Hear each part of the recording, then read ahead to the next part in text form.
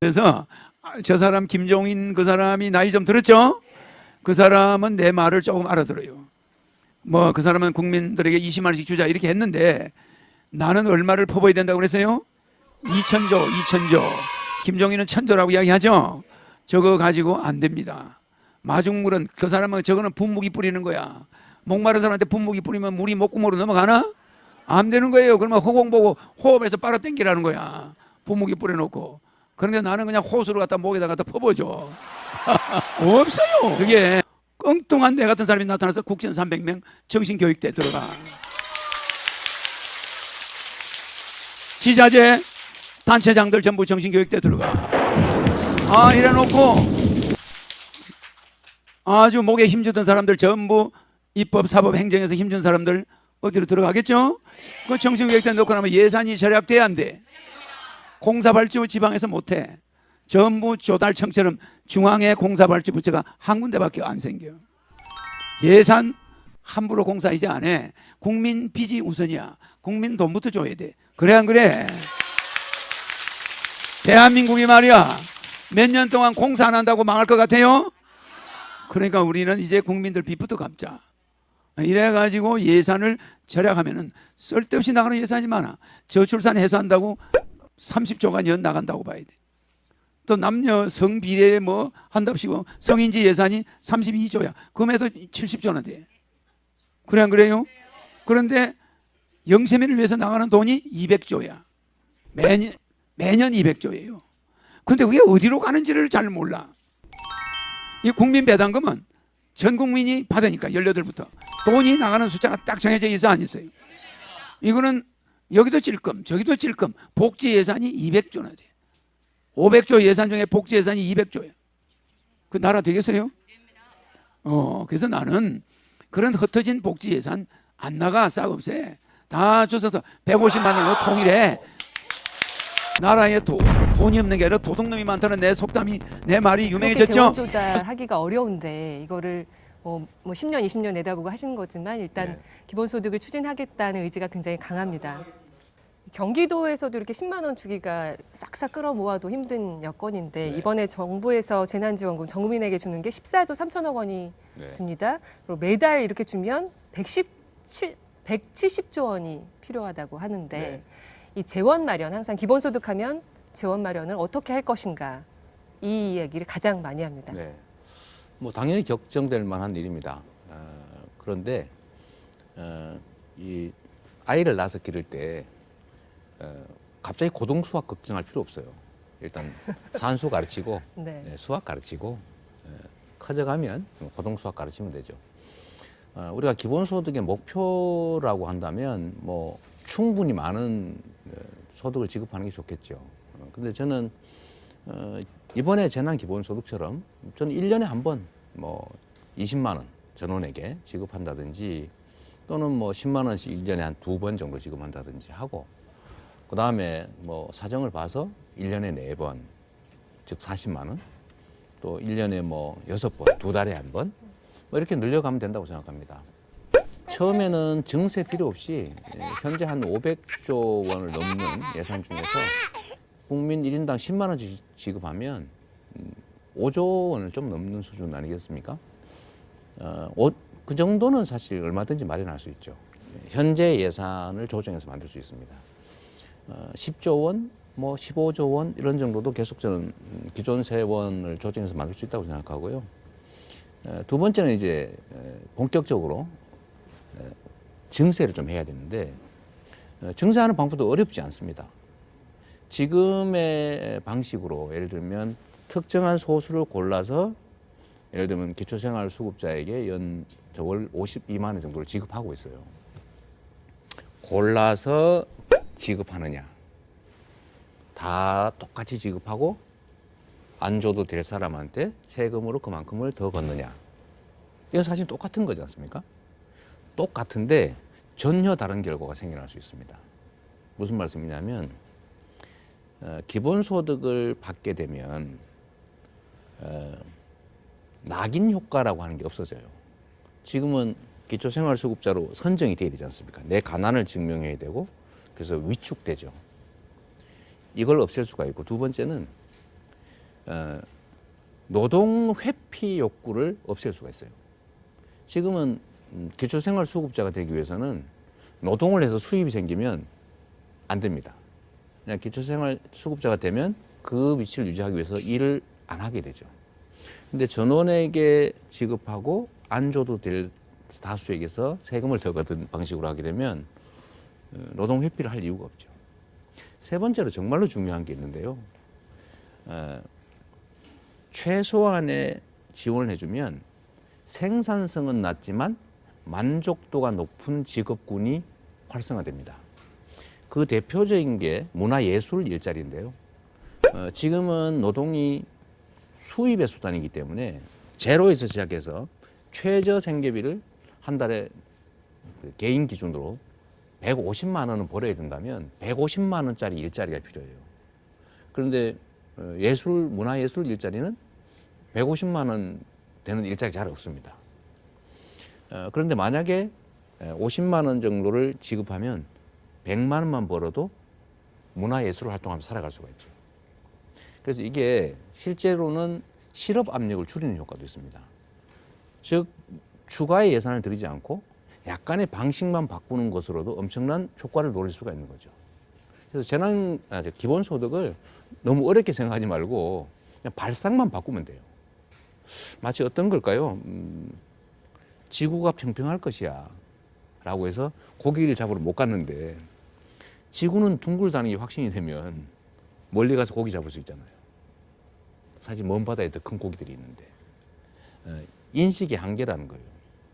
발상의 전환만 한다면 특정한 소수를 골라서 기본 선별적으로 지원금을 줄 것이냐, 모두에게 똑같은 금액을 준 다음에 안 줘도 될 사람에게서 증세를 할 것이냐, 어떤 게 낫습니까? 경기도에서 지원하는 청년들에게 만 24세 네. 청년들에게 모두 다 지금 부자든 가난하든 일을 하든 안 하든 다 지급하는 거죠. 네. 그것도 같은 바탕에서 시작하신 겁니까? 사실 청년 기본소득은 기본소득이라고 하기가 정말 어렵습니다. 좀 낯간지럽죠. 거창한 기본소득의 그 이념에 비추어 보면 너무 대상자가 얼마 안 되고 금액도 너무 낮아요.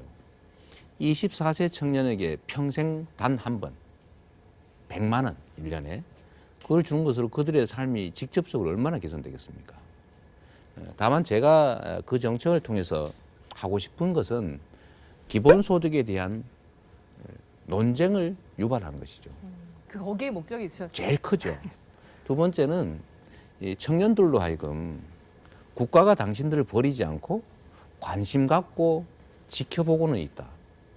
마치 아버지가 존재하는 것만으로도 든든한 것처럼 우리 청년들이 해를 조선 그러면서 탈출을 꿈꾸잖아요. 우리가 그래도 지켜보고 있고 격려한다. 이런 의미가 크죠. 그리고 이제 하나 더 한다면 그걸 이제 지역화폐로 저희가 지급을 했기 때문에 아주 소액의 지역화폐만으로도 지역경제 활성화 효과가 매우 크다는 것을 현장에서 증명했죠. 몇 년 만에. 그래서 지금 지역화폐가 전국에 퍼졌지 않습니까?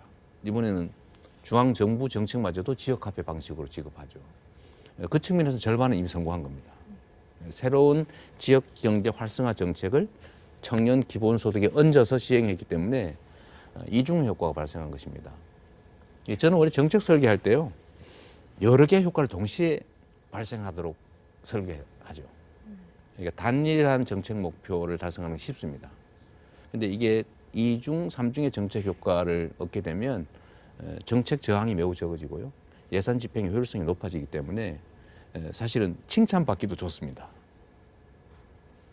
그 재원 마련 측면에서 그 페이스북에 부동산 불로소득의 일부인 15조 원 가량을 국토보유세로 걷어도 가능한 일이다 이런 글을 쓰셨습니다. 국토보유세에 대한 저항이 만만치 않을 것이다 이렇게 반대 측에서는 주장을 합니다. 그것도 역시 이제 시범적으로 맛배기로 한번 해보자는 것이죠. 우리 국민들은 세금에 대해서 저항감이 엄청납니다. 이건 아주 단순해요. 내가 만약에 10,000원의 세금을 냈는데 그 세금을 낸 걸로 인해서 20,000원이 나한테 돌아온다는 확신이 들면 당연히 내겠죠. 근데 지금까지는 우리 사회에서는 세금은 다 국가 운영 경비로 소진했습니다. 물론 간접적인 사회 간접 자본들을 통해서 이익을 보기도 하죠. 근데 그건 체감이 잘 안 됩니다. 뭐 도로가 확장된다든지 버스 요금이 실제보다는 싸다든지 이런 것들은 체감이 잘 안 되는데 만약에 내가 10,000원을 냈는데 또는 내지 않았는데 20,000원씩 되돌아오더라고 하는 사람이 압도적 다수라면 저항하지 않겠죠. 다만 불신이 문제입니다. 그래서 제가 이 국토보유세는 기본소득형 국토보유세라고 일부러 붙인 거예요. 국토보유세로 거둔 세금은 일반 예산으로 절대 쓰지 않고 전액을 국민 전원에게 공평하게 기본소득으로 지급한다. 아예 법으로 명시하는 거죠. 이렇게 하면 우리나라 국민들의 40%는 땅이 없습니다. 그래서 내지 않고 받게 되고요. 한 60% 정도는 땅을 가지고 있긴 합니다. 그런데 대부분 뭐 아파트 부지라든지 뭐 시골에 있는 뭐 조그마한 시골 토지라든지 이런 정도고 그래서 그 60% 가까운 사람들의 90% 이상은 자기가 내는 것보다 받는 게 더 많게 돼요. 이건 반대로 얘기하면 부동산 보유의 불균형이 엄청나게 심하다는 얘기입니다. 즉 국민들이 부동산 절반은 아예 없음. 나머지는 소유를 하고 있는데 소유 비율을 보면 이렇게 가다가 마지막 단계에서 급증합니다. 즉 우리 사회에 1, 2% 사람들이 또는 기업들이 가지고 있거든요. 그런데 이 부동산 보유 세금이 우리가 선진국들 OECD 평균에 비해서 너무 낮습니다. 보통 한 4분의 1 정도에 불과해요. 0.17%. 근데 보통 선진국들 경우는 6, 7%, 1% 가까이 됩니다. 그래서 지금 현재 0.17%를 2배만 올리면 그래도 선진국 또는 OECD 평균의 절반밖에 안 돼요. 그러면 그게 한 17, 8조 원 정도 거치는데 기존에 이미 지방세로 걷고 있던 재산세는 떼주고 왜냐하면 지방자치단체 먹고 살아야 되니까요. 나머지가 한 15조 원 정도 되기 때문에 1인당 연간 30만 원 정도씩을 기본소득으로 줄 수 있다는 겁니다. 그 재원으로 오히려 복지 사각지대에 있는 사람들을 지금 어려운 경우가 많으니까 제대로 돕고 네. 제대로 주고 그다음에 기본소득으로 넘어가 되지 않냐 이렇게 얘기들 합니다. 그 돈으로 가난한 사람을 골라서 주자고 하면 토지를 보유한 사람들이 절대 찬성할 리가 없습니다. 바로 정책 저항, 조세 저항이죠. 일반적인 비용으로 사용하거나 가난한 사람을 돕는다고 하면 이론적으로는 그럴듯하고 도덕적으로는 만족되는데 실제로는 그렇지가 못합니다. 제가 예를 하나 들어보면요. 이건 뭐 커트해도 상관없는 얘기인데 짧게 부탁드릴까요? 네, 이번에 저희가 재난기본소득을 지급하면 받겠느냐 이렇게 국민들한테 설문조사를 한 일이 있습니다. 그런데 안 받겠다는 사람이 20%가 넘었거든요. 제가 장담하는데 실제 받는 사람이 훨씬 더 많을 겁니다. 또 기본소득을 찬성하느냐 반대하느냐 물어보면 처음에 찬성은 30% 되어 있는데 지금은 6, 70%로 올라갔어요. 안 겪어봐서 그런 겁니다. 도덕적 질문을 하면 도덕적 답변을 할 수밖에 없어요. 그러나 실제 삶은 다르죠. 그래서 나에게 실익이 있느냐, 납세자한테 이익이 있는 방식으로 정책을 설계해야지 납세자가 이익을 보지 못하는 방식으로 설계를 하면 그 정책은 성공할 수가 없습니다. 바라보는 관점이 확실히 다르네요. 네. 저희가 취재진들이 만난 사례자 중에 80대 할머니 분이 계셨는데요. 복지 사각지대 네. 지금 얘기를 하려고 합니다. 뭐 주택연금 20만 원, 노령연금 30만 원 받고 계시고 10년 전 연락 끊긴 소득 있는 자녀 때문에 뭐 의료 급여나 생계 기부는 받지 못하고 네. 있습니다. 병원비로 다 나가고 돈은 항상 모자라고. 이런 분들을 더 찾아내서 일단은 더 돈을 투입해야 되는 게 아닌가. 그런 노력도 하지 말자는 건 아니에요. 우리가 반찬을 먹을 때 한 개만 먹는 건 아니잖아요. 동시다발적으로 하시겠다는. 정책은 여러 것들을 정책도 경쟁을 시켜야 됩니다. 이 중에서 진짜 효율적이고 만족도 높은 정책들이 더 확장되고 만족도가 떨어지는 비효율적인 정책은 축소되고 이런 정책 간 경쟁을 해주는 측면에서도 필요한 일입니다. 대개는 기본소득을 하면 기존 복지를 없앤다라는 상상을 해요. 기본소득을 주장하는 원래 개념은 그렇게 되어 있습니다. 그렇지 않습니다. 아닌가요? 그것도 일종의 도구마예요. 서구 선진국들은 이미 복지 지출이 상당히 높기 때문에 이걸 대체해야 됩니다. 예를 들면 이미 조세 부담률이 뭐 45%, 국민 부담률이 이런 나라는 더 늘릴 수가 없어요.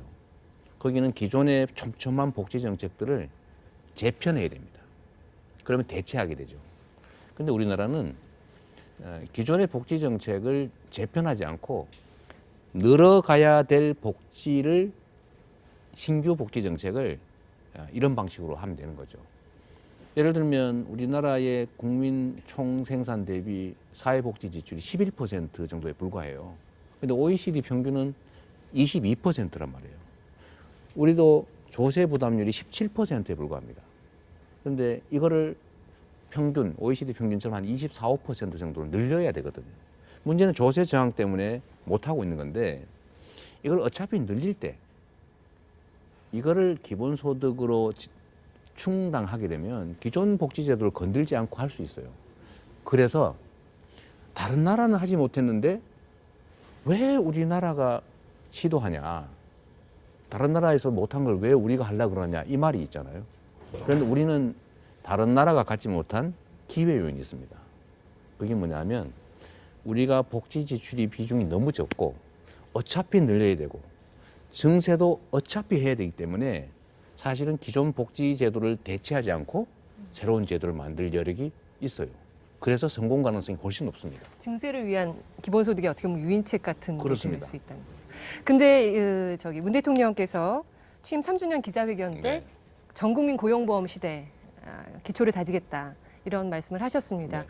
정부 기조는 그쪽보다는 이제 보험, 이제 사각지대를 촘촘하게 줄일 수 있는 그런 방안 쪽으로 방향을 갖고 있다고 보는데 어떻게 생각하십니까? 저는 뭐 다양한 정책 중에 하나의 정책이 선택됐다고 해서 다른 정책 선택할 수 없는 관계는 아니라고 생각합니다.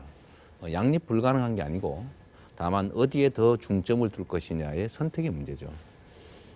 전국민 고용보험 그 정책도 하고 기본소득도 부분적으로 하면 되는 거죠. 한꺼번에 1인당 300만 원 매월 이런 상상하지 말고요. 지금 이번에도 월 10만 원 한 번 지급해 봤는데 엄청난 효과가 있었잖아요. 그럼 조금씩 늘려가면 되는 거죠. 나라 차원에선 기본소득을 처음으로 실험한 나라가 핀란드입니다. 네. 이번에 결과가 잠시 나왔는데요. 기본소득이 개인의 행복을 높여줬다. 취업 효과는 크지 않았다. 이런 뭐 짧게 말해서 이런 결론이 나왔습니다. 성공인가요? 실패인가요? 어떻게 보십니까? 그건 보기 따라 다르죠. 국민의 삶의 만족도를 얼마나 제고했느냐라고 하는 측면에서는 성공일 테고 기본소득을 주어서 고용을 늘려보겠다라는 측면에서라면 뭐 성공했다고 보기는 어렵겠죠.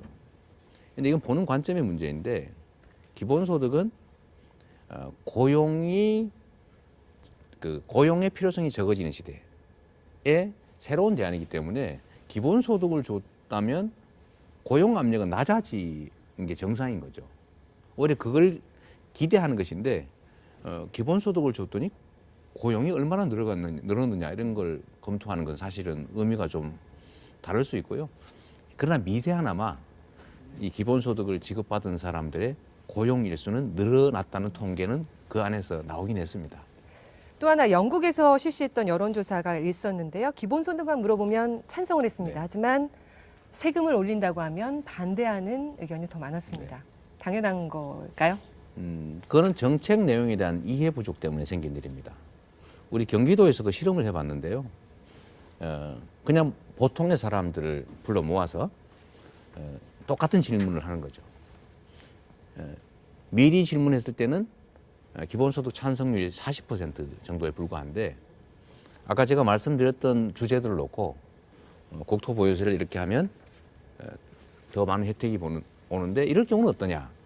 또는 증세를 해서 아까 말씀드렸던 것처럼 모두에게 기본소득을 지급하고 불필요한 사람을 증세해서 환수하면 특별한 재정 부담이 재무 부담이 없지 않느냐라는 것들을 충분히 토론한 다음에 다시 설문조사를 해보니까 찬성이 70%로 늘어났어요. 즉 공론화가 아직 안 돼 있고 생소한 제도고 가지 않은 길을 얘기하니까 가본 사람이 없는 거예요. 그래서 당연히 원래 가던 익숙한 길을 더 확장하고 편하게 만들기를 원하죠. 네, 앞서 핀란드 실험 결과 내용도 좀 얘기를 해봤고 영국 이야기도 했습니다. 뒤에 세계의 지도가 보이는데요. 기본소득에 대해서 실험을 한 나라 또는 논의를 하고 있는 나라들을 저희가 세계 지도로 한번 살펴봤습니다. 우리나라도 들어가 있고요. 영국, 그렇군요. 예, 생각보다 많습니다. 하지만 실제 도입한 나라 전체가 도입한 경우는 아직 없지 않습니까? 네. 그렇게 좋은 거라면 먼저 하지 않겠느냐. 이 여러 나라 중에 저기 왼쪽 끝에 보이는 알래스카 주는 실제로 시행하고 있습니다. 주죠. 네, 주입니다. 네, 미국 나라는 전체는 아니고. 아니니까. 예. 근데 저기는 이제 석유 기금으로 연간 주민들에게 1,000 또는 2,000불 정도를 지급하고 있죠. 저게 빈부 격차도 줄이고 경제 활성화에도 도움이 된다는 통계들은 나와 있습니다. 다른 나라들은 실제로 논의에 그치거나 또는 논의 중이거나 아니면 실험을 했다가 중단한 뭐 그런 경우가 많은데요. 저는 우리나라가 언제나 다른 나라가 했던 길만 가야 되느냐? 좀 아니라고 생각합니다. 오히려 이번에 방역에 있어서 의료 선진국이라고 불리는 나라들보다 우리가 훨씬 더 방역 잘하고 세계의 모범 국가로 지금 탄생하고 있지 않습니까? 자신감을 가져야죠. 말씀드렸던 것처럼 우리는 복지 지출이 매우 낮은 나라고 복지 지출 확장의 필요가 매우 높고 복지 지출의 확장 또는 기본소득의 지급이 경제 활성화에 도움이 된다는 확실한 모델 국가가 될 가능성을 갖고 있다는 겁니다. 오히려 복지 지출이 많은 나라보다는 복지 지출을 늘려갈 여력도 있고 늘려가야 되는 나라이기 때문에 훨씬 그 길을 가기 쉬운 거죠. 남들이 가지 않은 길이라고 해서 두려워할 필요는 없고요. 확실한 증명이 있으면 새로운 길로 빠르고 쉽고 더 경제적인 길로 가야 됩니다. 저는 매우 이제 얼리 어답터라고 할 수 있는데요. 저는 확신이 있어요. 그래서 제가 정부에 얘기하는 겁니다. 전국적으로 시행하기가 부담스러우니 경기도는 하시려고 경기도가 할 수 있도록 제도만 만들어 달라. 그래서 국토보유세 이런 것도 원래 지방 정부의 재원이니까 세율을 정하고 최대 세율 정하고 지방에서 조례로 주민 동의를 받아서 할 수 있게 해주면 저는 경기도에서는 1년에 10,000원부터 시작해 보려고 해요. 내가 낸 것보다 훨씬 더 많이 주네? 그럼 30,000원, 5만원, 10만원, 20만원 이렇게 할 수 있죠. 전 도민의 동의를 확실하게 받아서. 마지막 질문은 역시 이제 가장 저항하는 부분이 기본소득을 반대하는 측의 입장에서 가장 반대하는 부분은 저소득층이 불리해지는 방향이 아니냐 이 부분입니다. 그렇습니다. 그분들이 불리하지 않게 만들 자신이 있으신 건가요? 기본소득 제도를 도입해서? 결국 아까 질문과 사실은 궤를 같이 합니다. 그런데 그거는 기존의 복지 제도를 대체한다고 생각하면 똑같은 문제가 발생해요. 그래서 저는 우리 사회가 기존의 복지 제도를 대체해서 뭔가 새로운 정책을 만들어야 될 만큼 복지가 충분치 않다고 보기 때문에 기존의 복지 정책은 그대로 유지하고 그리고 기존 방식의 복지 정책들도 계속 확충해 나가면서 새로운 경제 정책으로서 기본소득을 받아들여야 된다라고 말씀드리는 거예요. 충분히 그렇게 할 우리가 역량이 된다라는 겁니다. 기본소득이 그럼 필요한 이유, 소비를 촉진시키기 위해서 아니면 취업을 위해서 말하는 것처럼 고용 효과를 높이기 위해서 아니면 뭐 자존감을 높이기 위해서 어느 쪽으로 가장 중점적으로 보십니까? 제일 중요한 것은 이제 공급과 수요의 균형이 무너져서 생긴 문제가 이 경제 위기인데 구조적 경제 위기인데 그 문제 해결을 위해서 소비 부분, 수요 부분을 보강해야 된다는 거죠. 즉 경제 정책적 측면에서 접근해야 되고 두 번째는 이게 국민들의 가처분 소득을 늘려주는 이전 효과가 분명히 있습니다. 그 측면에서는 복지적 측면이 있는 것이고 세 번째로는 기존의 노동의 개념이 돈을 벌기 위해서 고통을 감수하는 것이었다면 이제는 앞으로는 노동이 생산을 위해서 그렇게 정말 중요한 비중을 차지하지 않는 소위 4차 산업혁명 시대, 기술혁명 시대를 맞이했기 때문에 노동의 개념을 좀 바꿔서 자기 실현을 하고 사회에 기여하는 인간의 활동으로 보자 라고 한다면 굳이 노동을 임금 노동으로 제한해서 그걸 늘리려는 노력을 할 필요는 없는 것이죠. 지금은 과거처럼 인간 노동이 생산으로 연결돼서 우리 국민들이 구성원들이 필요로 하는 걸 만들어내는 시대가 아니라 노동은 기술과 기계가 인공지능과 로봇이 하는 일들을 보조하는 정도로 지금 바뀌어가고 있기 때문이죠. 그렇다면 우리가 노동에 대한 기존 개념도 좀 바꿔야 되고 정부 재정 지출의 방향, 그 다음에 내용도 불쌍한 사람, 어려운 사람을 골라서 도와주는 것이 아니라 자본주의 시스템의 공급과 수요, 생산과 소비가 선순환할 수 있도록 수요 측면, 소비 측면에 힘을 좀 북돋아 줘야 된다. 그러기 위해서는 이거는 복지 정책이 아니기 때문에 모든 국민에게 이 나라의 주인으로서 문화자산과 기술의 또는 자원의 소유자로서의 우리 국민들이 공평하게 그 기회는 누려야 되지 않느냐라는 측면에서 저는 기본소득을 꼭 해야 된다는 입장입니다. 네. 지금까지 기본소득 찬성론자 경기도 이재명 지사와 이야기 나눴습니다. 이야기 일단 여기까지 듣겠습니다. 네, 감사합니다. 네, 두 분 이제 모시고 양측 클로징이요? 클로징 뭐였지?